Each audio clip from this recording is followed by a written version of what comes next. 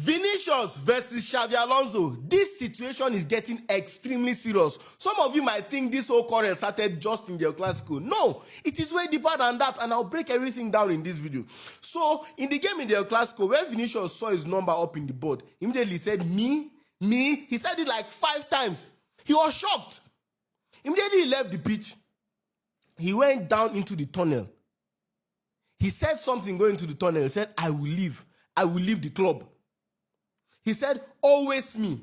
He told this to the assistant coach, that is Alonso's assistant coach, when he came back and sat down eventually.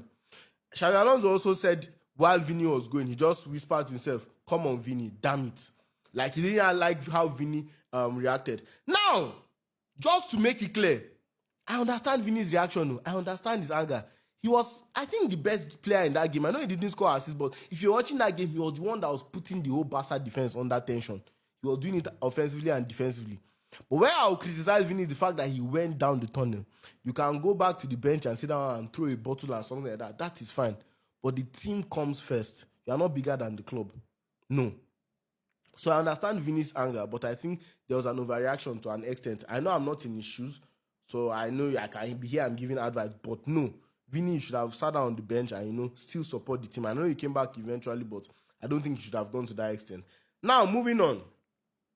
The relationship between Alonso and Vinicius Jr. has never been ideal.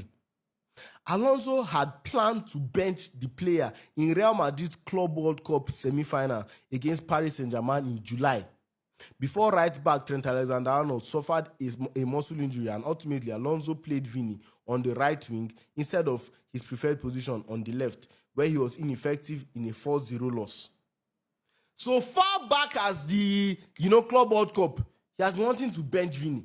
And to be honest, if you have watched Real Madrid so far under Xabi Alonso, Vini is not a player that Alonso is 100% sold. Like, Vini is supposed to be like one of the faces of Real Madrid.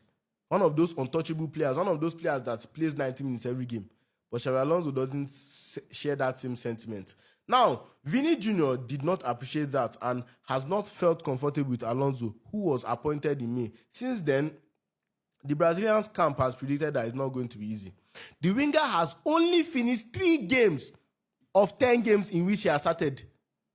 In addition to that, not starting 3 of Real Madrid's 30 matches this season, which brought us to Sunday afternoon at the Santiago Bernabeu.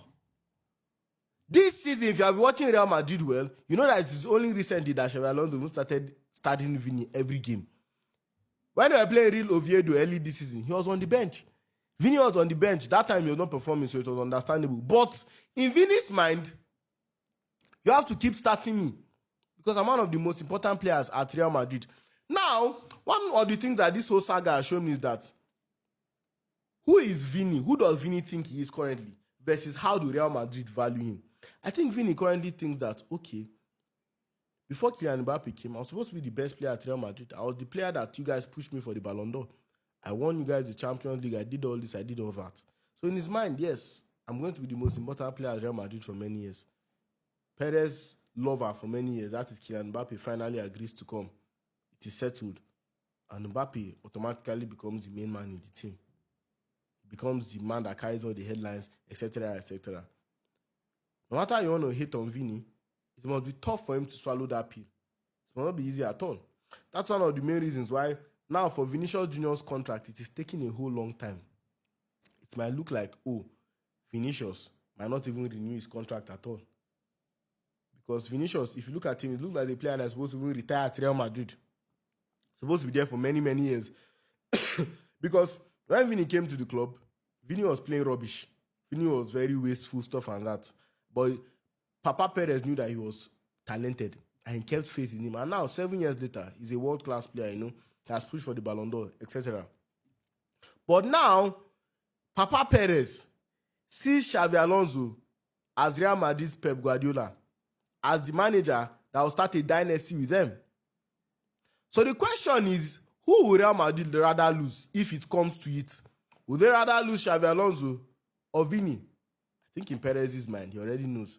Mbappe, Alonso, Vini.